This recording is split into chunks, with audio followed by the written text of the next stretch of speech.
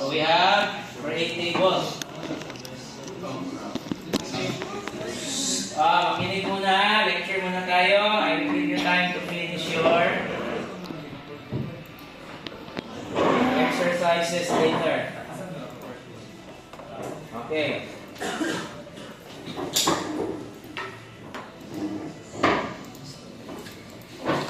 Yan. Okay, so we have here create table. This is your exercise 3.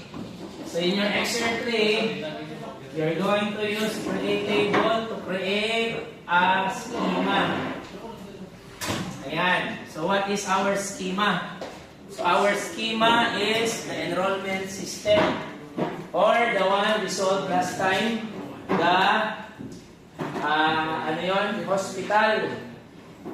Hotel pala, hotel. Diba? Hotel. Okay, the hotel schema.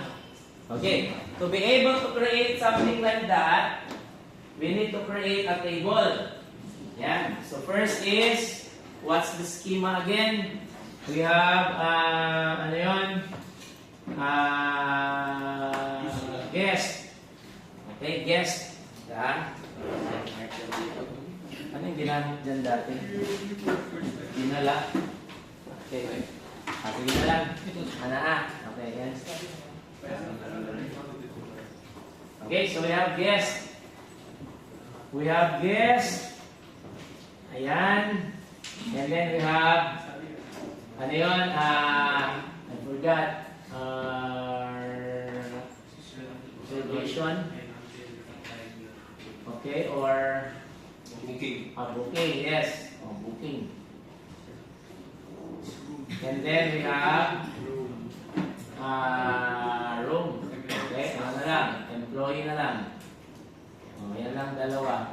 Tatlo. Okay, so we have a guest. A guest contains the following. Ayan, this is the primary key. Okay, we have the guest ID. We have the name. We have the address. Yan, yan lang muna. And then for booking, we have the primary key. We have foreign key. We have another foreign key. Because this is many to many. And then we have date. Okay, and then in date. Okay, this is the check-in date. And then the check-out date. Okay, so for primary key, we have booking ID. Foreign key, we'll have the guest ID.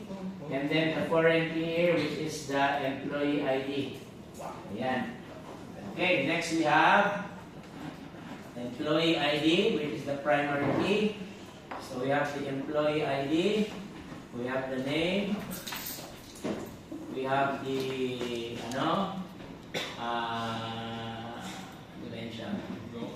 department. Okay, something like that. Okay. I'm not familiar with the, data hotel. Ayan, so we have one guest connected natin sa guest ID. Okay, so from guest ID here, guest ID. So the primary key is the guest, the foreign key is the guest ID in the second table. And then we have primary key to foreign key. Baliktad dito yan. Primary key to foreign key. Okay, ganyan ha. So, primary key is the one, the many is the foreign key. Okay, klaro ha? Primary key is the one, the many is the foreign key. So, this will be many, and this will be many, and this will be one. Okay, one. So, in create table, we're not going to concern ourselves with the cardinality. So, walang cardinality yan. There's no one, there's no optional, there's no mandatory, wala. We're just going to deal with the relationship type, which is one and many. Okay, one and many. Yun lang. So, yung cardinality is we're going to add that sa code. So, code na ang comply sa mandatory or optional. But for create table, it's just relationship na one or many. Okay. So what about 1:1? Ayan. So ang 1:1 will be, ano ngayon? Okay. So, yan. So there's an example here na 1:1. So I will give you an example na 1:1. Example is, ano? Okay, one example is, sa ano natin ha, sa enrollment system. Okay, we have subjects.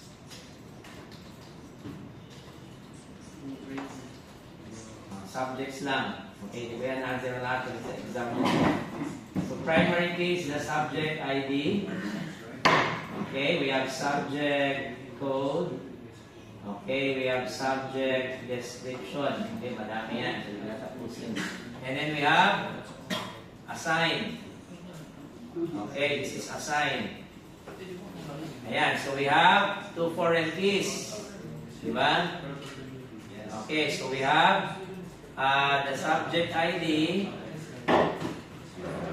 and the teacher ID. Okay, so we have the teacher table. Teacher. So we have foreign key. Primary key pala, walang foreign keys teacher.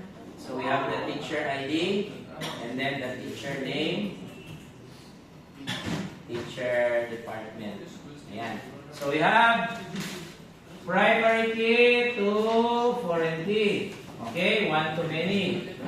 Ayan. Primary key to foreign key, we have one to many. Sorry, hindi pala to one to many. 1:1 ito. 1:1. Okay, ganito yan. Why is this 1:1? So in this case, we have a lot of teacher. Diba? This is teacher ID 3001. Okay, name of teacher for example. Ayan. Okay, we have two teacher. And then we have subjects. Ayan, this is subject 1. Subject 2. We're going to assign one subject sa one teacher. Okay? An assignment is for one subject. Hindi pwedeng one subject, two teachers. Di ba? Okay. One subject is assigned only sa one teacher. So what does it look like sa table sa assign? So it will look like subject ID, teacher ID. Okay. Hindi pwedeng 2001, 3002. Diba hindi yan pwede? So meaning, isang subject, dalawang teacher. So this is one to many. We're not allowing this. Diba? Isang subject, isa lang magtuturo. Okay. So this is 2002. Ayan. So meaning 1:1. One subject, we're going to assign one teacher. Okay. What about in this side? Teacher to assign. So we have one teacher, pwedeng two subjects. Okay, di ba? One teacher, si 3001, dalawang subject i-assign mo sa kanya. So one teacher, many subject. One subject, okay, hindi mo pwedeng ibigay sa dalawang teacher. So meaning, hindi pwedeng 30, hindi pwedeng ganyan. Okay?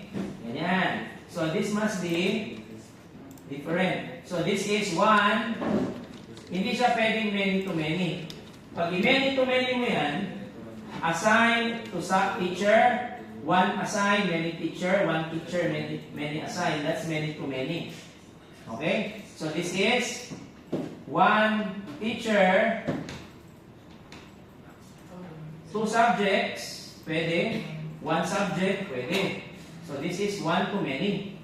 Diba? So for example, ayan, dalawa. So one teacher, two subject, as long as the subject ID is unique. Okay? So ganyan yun siya. And in this case, 1:1 is one subject, one teacher. Hindi pwedeng one subject, two teacher. Okay? That's not allowed. Hindi rin pwedeng one assign, two subject. Hindi rin pwede. Itong 201 is the foreign key is not linked to 201. So, hindi pwede ganyan. Okay? Because this is a list of subjects that is offered which will be given a unique subject ID. So, hindi pwedeng may dalawang subject ID. Pareho. So, it must be unique. So, this is 1:1. Okay? Ganyan. So, for the hotel, ayan. For the hotel, we have, okay, erase na ito ha. This is the example for 1:1. Okay, 1:1. What about for the hotel? One guest, many booking. Okay, example, guest ID is 2001. Okay, pangalan niya. Ayan, lagay ko dito yung name sa same row. Okay, another. Paki-off mo na yan, whatever you're watching. So this one, guest. And then we have booking. Okay, employee muna ha. This is the employee. Okay, this is the name of the employee. Yan. So meaning we have our guest. We have guest ID. So booking ID is 1. So dito na ilagay yung booking ID ha. So we have the guest ID 2001. Employee ID is 3001. Okay. Check-in date, check-out date, magkaiba. So pwedeng same customer again. Ayan. Same customer again. Same employee, but different dates. For example, ito siya is August. Ito siya is September. Diba? So, same customer, same employee, different check-in and check-out date. Yes, that can happen. Pwede. Pwede rin iba na employee, iba na guest, different employee. Okay. Same date. Yan, di ba? So this is one too many. Okay. So, pag ganyan, hindi pwedeng many dito, one dyan. Why is this not allowed? Because that's why this is one and this is many. Hindi pwedeng one ito, hindi pwedeng many yan. Why? This one booking is only for one guest. Hindi pwedeng dalawa ang nagpa-book na guest and we're going to put it in one row. Diba? Hindi pwede. So meaning, this row, for that employee, for that guest, is linked to one guest here. Okay? So hindi pwedeng one, many. It should be one guest, many bookings. Okay. Hindi rin pwedeng 1:1. 1:1. Why is it not allowed? This particular booking can be done multiple times by the same guest. Same guest, as you can see, nagpa-book, but twice, but on different dates. So meaning, sige, balik-balik si guest. This is not necessarily on the same day. This can be in another month, or another day, or another year. Meaning, same table booking, different check-out and check-in dates, same customer, same employee. Diba? That can happen. Okay, so you cannot create a 1:1. Kasi, same guest can book multiple dates. Diba? Pwede ko sabihin, magpabook ako sa August, magpabook ako sa September, magpabook din ako sa next year. It's allowed. Tanggapin ng hotel yan. Because yan, pera eh. Diba? Ano pwede na yung pera sa may bayad. Okay, ganyan. Alright? Okay, so that's how this will work. Now let us apply this in SQL. Okay, so we have create table, column, type, field name, data type. Okay, ganyan lang. What are the common data types? We have int. Yan, which is usually what? Subject units, di ba? Int yan. Grade ID, di ba? Mga employee enroll ID, yan, int yan. Decimal, if you're going to do some currency. Era, like amount paid, total bill, cost, mga ganyan. Di ba? So decimal. Barchar for text that you can specify the length, 100 characters. But if you don't want to specify the length, pwedeng text lang, like what we do. Diba? Like name, text lang. But if you want to set a fixed length, you use barchar because you can specify a number, ilang characters. Okay, date. Ayan, so this is the date format. You cannot just input MMDDYY. You need to input YYY first, MMDD. Hindi yan tanggapin. Daytime, Boolean. So what's the use of Boolean? Pwede yan siya paid or not paid. Diba? Or probably discount or no discount. Pag nag-check-in ka sa hotel, tatanungin ka, discounted ba or without discount, or senior or not senior. So meaning there's two options only. So you can use Boolean. Instead of using int for any data type, Boolean will only store two values, true or false. Yan. Okay? So let's proceed to constraints. So what are constraints? These are the things that you put, for example, after, okay, the data type. So, field name, data type, okay, constraints. Field name, data type, constraints. Okay, klaro ha? Field name, data type, constraints. Okay, what are those? Primary key. In this example, student ID is set to an integer primary key space another attribute. Okay, like auto increment. So, pwedeng sabay-sabayan. Primary key space auto increment. Like this one. Diba? Field name, data type, ayan ang una.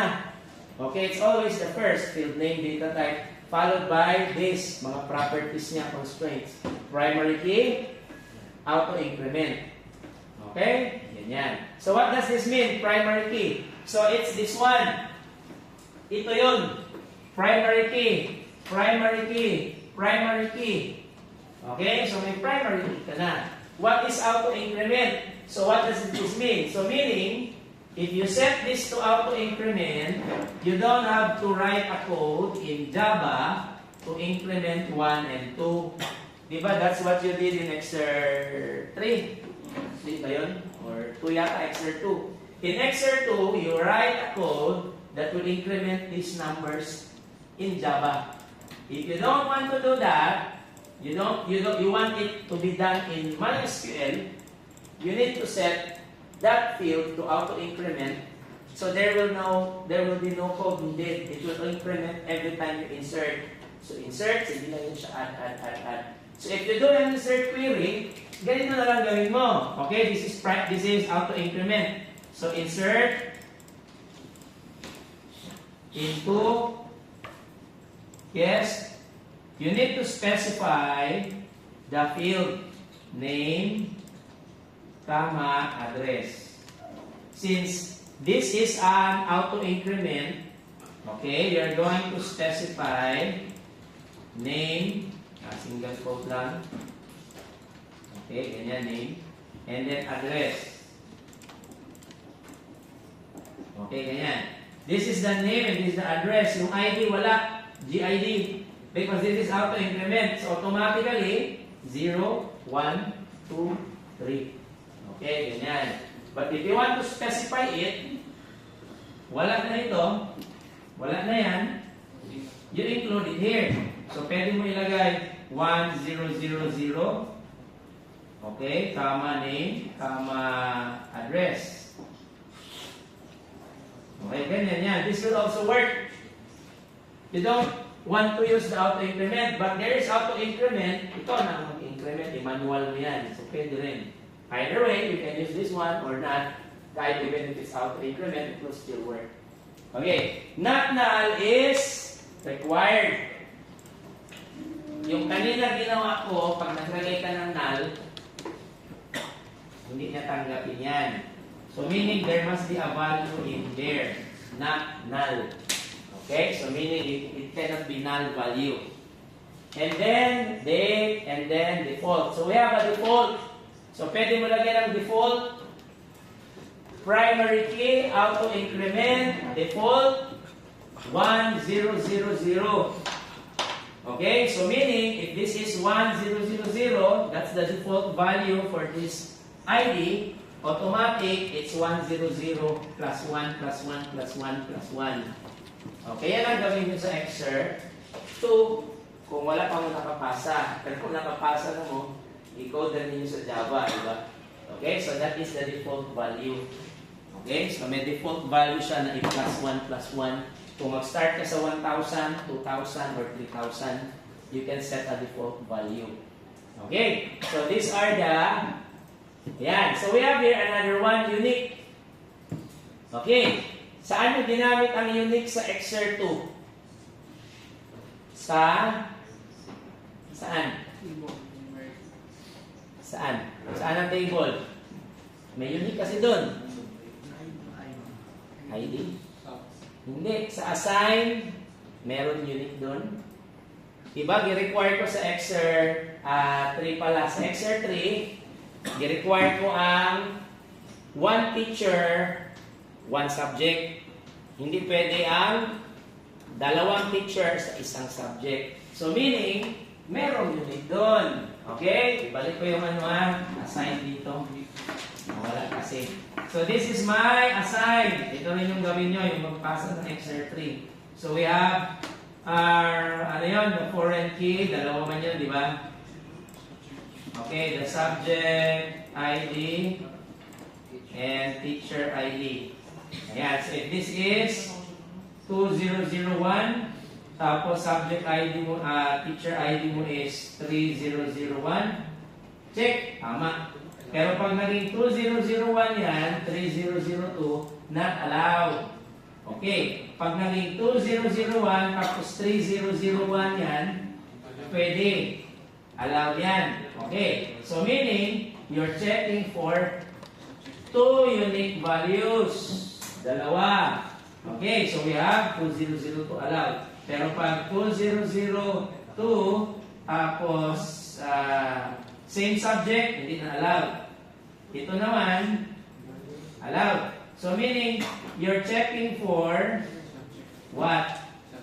This unique. Dalawang fields na unique. Hindi pwedeng magkapareho. Pag ganyan, not allowed. Kaya meron ng kapareho. Di ba? Okay. Pag ganyan, 2 tapos 2. Okay, ganyan. So not allowed. So meaning, this must be unique. Okay, ito. Pwede na ito lang. Unique pala. So this is subject ID. Set it to unique. Saan ilalagay ang unique? After data type. Ayan.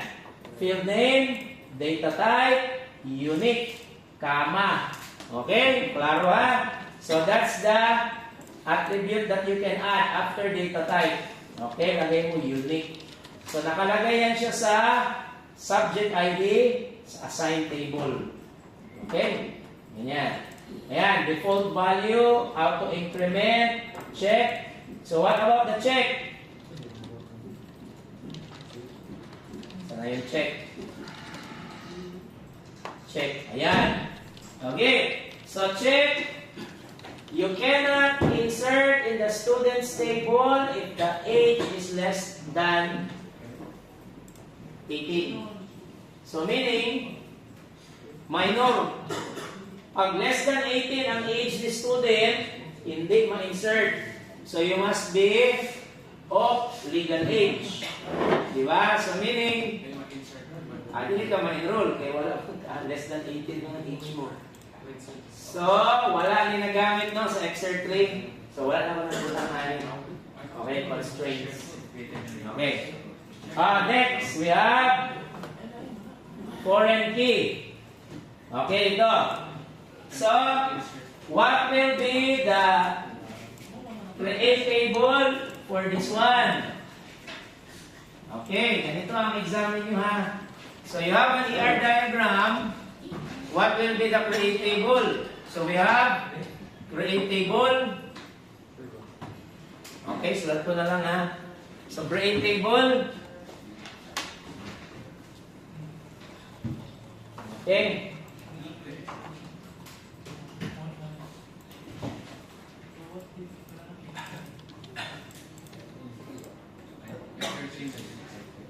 Yan. So, this is create table booking. Okay, and then we have the primary key. Ayan, the bid ID. This is an integer primary key. Okay, primary key. And if you want to add auto increment, you can. Okay, auto increment. Increment. Okay, and then comma. Okay, next naman, we have GID. So we have GID as integer. Okay, and then, maya na yan. So you're going to add that later. Dito na yan. So foreign key. Okay, so we have the customer ID as foreign key. So after na siya. Okay, you do it after. And then comma, EID. Okay, EID in, comma. Okay, once that is done, meron pa palang in date. In date. Out date. Okay, i-text ko lang siya para madali i-code. Okay, and then we have outdate. Okay, now is the time you add foreign key. Okay, so klaro ha. So foreign key. Foreign key. Okay, what is the foreign key? We have the GID. So dalawa yung foreign key natin. So we have GID. Okay. So space, kasi hindi pa tayo tapos. References. Ayan. So, references, table name, field name. Okay. So, references. Okay. What's the table name? Guess.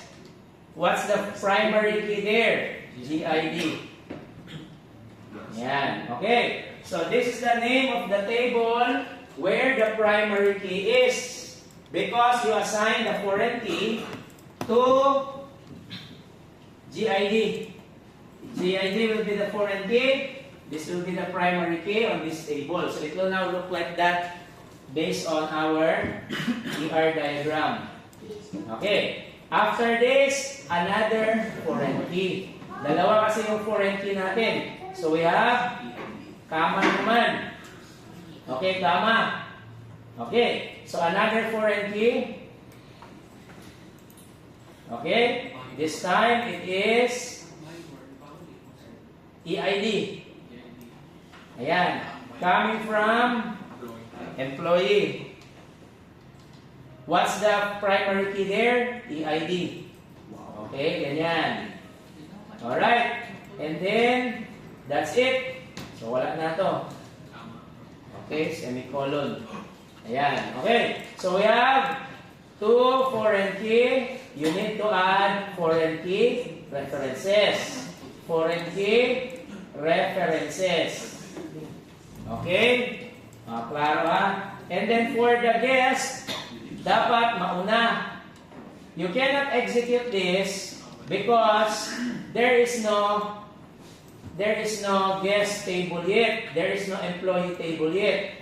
So meaning you need to execute the guest table. So mag-create table ka dyan. Guest. Okay? And then we have GID as int. And then you're going to set primary key. And then if you want auto increment, you can do that. Name is text, and then address is text. O ganyan lang ang create table guest. And then for the second one, we have employee. Okay. Ayan, so we have employee ID, primary key. This is the employee name and department. Ayan. Okay. So once these two tables are created, that is the time we create booking. You cannot create booking because it will require foreign key, primary key sa guest and employee. So mauna dapat yung dalawa before you do this. Ayan. Okay? Ayan. So for your exam this Friday, you will be the one to create this. Kayo ang magawa nito. ER diagram with the relationship and the create table. Okay? So kayo ang maggawa nito na code. Kayo ang mag-identify ng relationship. One, many, 1:1. Okay? Yun lang. 1 to many and 1:1. Drag and drop lang. Kaya kung mag-type ang ano, duwig yung mga man. Okay? Ayan. So we have, yan naman. We have primary key, unique, check. Ayan. Merong criteria. Okay. We have foreign key. Ayan. References. Ayan. That's it. Okay. Questions? And then in our Diagler course page, I already uploaded Excerpt 4. So if you are done sa Excerpt 3, maghinay-hinay na mo sa 4 because the scope of that probably will take time. And I will discuss the SQL statements needed sa Excerpt 4 next week. Okay, next week. Mag-lecture pa ako sa Wednesday about sa exam natin sa Friday. So I will start discussing Excerpt 4 Wednesday next week. Eh, wala mong klase Monday. So Wednesday next week. O grant lang yun siya. Okay? Ayan. So if you are done with Excerpt 3, proceed na kayo sa GUI muna and maybe some logic. Okay? Kaya wala pa man mo idea o sa iba. Or you can research para alam nyo na ang gagawin. Grant lang man yan and create user. Nakalagay na doon sa Diagler ang requirements. So you can research in advance. Okay? So that we can finish that early. Okay? So, ayan. Alright. So, attendance tayo today.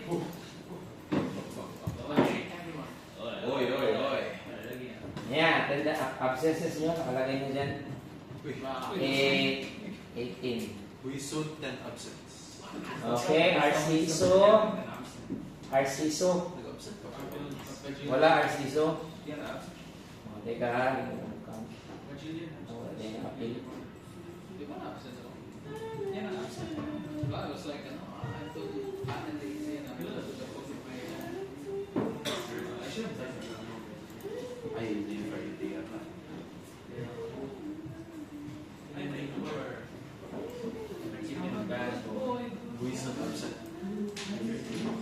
Okay, Arciso, wala. Ariola, Bernardo, wala. Birwar, Bros, Bison, Kanakan, Poli, Deriada, Garson, Gao, Imperial, Lapik, Matabato-Bato, Nopong, wala. Wala. Perez, wala. Romero, Somildo, wala. Toor, Puntal, Beroy, wala. Beroy, Villajos, Wagner, Villajos, Wagner, Royana, wala no, namali man exclude last time. Lim, wala. Okay, Wagner, wala. Okay, 7 lang allowed ha. So after that, you at least if you excuse letter, if you are you need to excuse. Okay, checking of Excerpt 3.